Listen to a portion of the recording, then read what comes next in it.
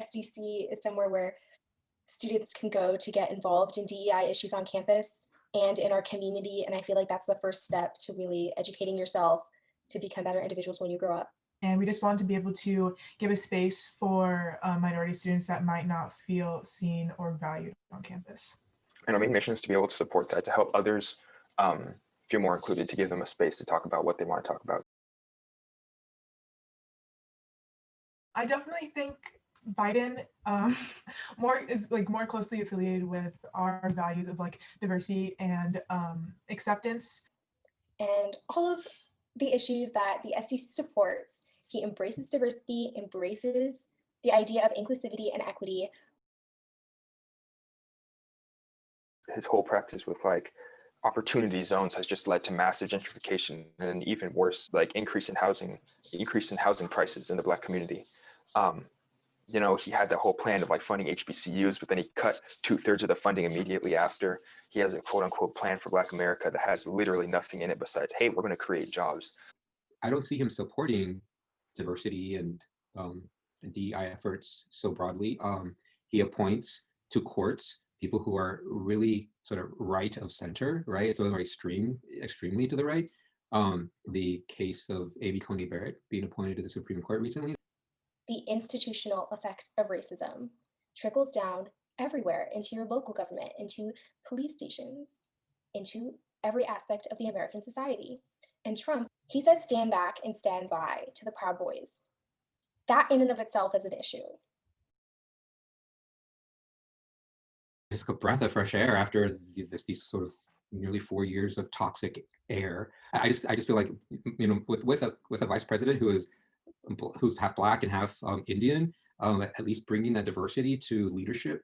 And I know, I mean, she's from California, and she's definitely been more supportive of, for example, the LGBTQ community, right? Of the Black community, of other minorities, the Indian community, right? Like she's definitely much more of a supporter of people of color. Biden himself has also, I think his heart really genuinely is in support of people of color. I mean, I think they're more respectful of difference. I think they embrace diversity much more. I think they will support DEI work in governments and you know, schools and companies, right, in the workplace. I think Biden's plan of, you know, mandating masks and mandating social distancing and reinforcing the mandates that we had in March is a much better approach to coronavirus. And also he will do a lot more for the African-American community. And I don't think, you know, I think one of his top priorities as well is figuring out what's happening at the border with the children who are separated from their families. That has been something that he's, you know, voiced a lot about and, you know, voiced strongly against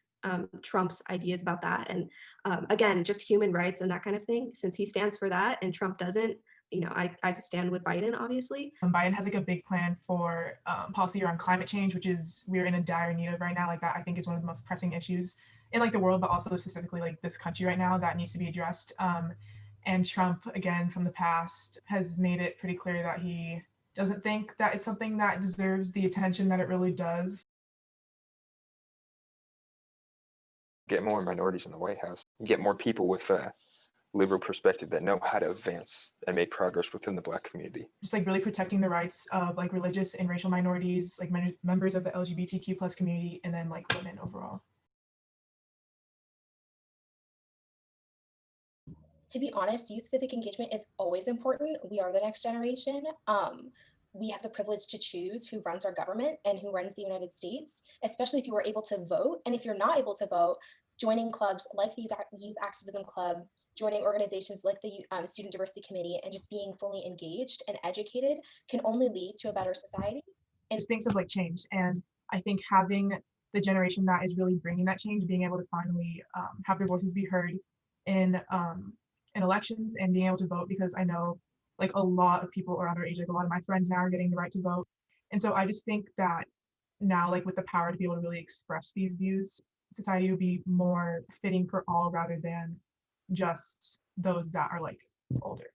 There are so many things that people that are not able to vote yet can do to support voter turnout. And I just think that if we're going to be the next generation to be making these decisions, it's really important that we stay educated and that we try to get people to the polls and vote, because even though it may seem like we don't have like the opportunity to influence the elections, we actually do. It's just finding the resources. This generation controls the media, and that is such a huge part of public opinion now and that kind of thing. And even if we can't vote, I think we've proven in the past that that doesn't, mean that we can't enact change and get our voices heard and that kind of thing. Just on Instagram and Twitter, already like such a huge polarization on these apps, but it also, educates younger generations and older generations, and I think that's amazing.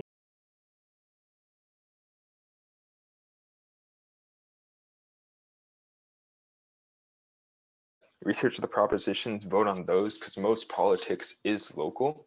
Learn about your regional leaders, learn about your state leaders, because that's what's going to have the most impact on us. But of course, vote in the national election too, because that is extremely important. I just hope that everyone can reflect on the past 4 years, and even if like they personally were not affected by any of what Trump has done or what he said or what he's kind of brought out in people, that they can empathize with those that have been and make a decision for the greater good.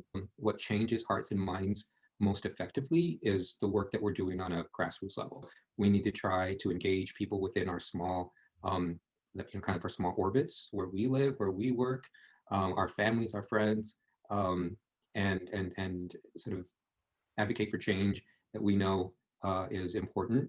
And I feel like Harker is an example of that, right? I've tried to play a role in helping the community grow with respect to diversity, particularly the LGBTQ community, like helping that community. And now that we're kind of moving forward with affinity groups for like Latinx groups and the Black Student Union and others, that is really important work that I want to be a part of. So I think that, yes, grassroots level work is crucial and it needs to continue. And it's just an important agent of change, and that can't stop regardless of who wins the election.